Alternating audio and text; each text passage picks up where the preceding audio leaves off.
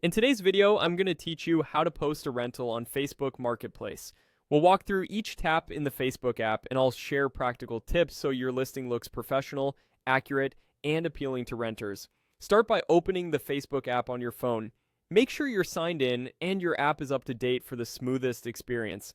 On the home screen, look to the upper right and tap the three horizontal lines to open the main menu. This is where Facebook keeps shortcuts to all its features. From the menu, tap Marketplace.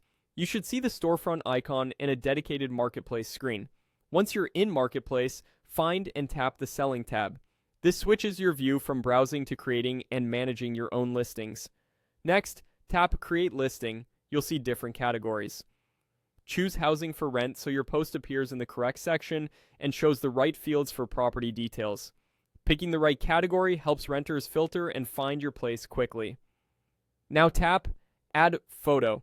Upload clear, well-lit images that tell a story of the space.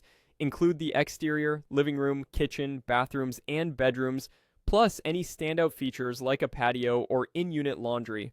Use bright horizontal shots when possible and avoid clutter. Keep personal documents or identifying items out of frame for privacy. With photos added, enter the details of the rental. Fill in the monthly rent, property type, number of bedrooms and bathrooms, approximate square footage if you have it, the location, and the availability date. Add any deposits or fees, lease length, utilities included, parking information, and your pet policy. Write a straightforward, welcoming description that highlights key amenities and what's nearby, like transit, schools, or parks. Be precise and avoid exaggerated claims. It's best to keep contact within the platform's messaging for safety and convenience, and to follow all local and platform rules, including fair housing requirements.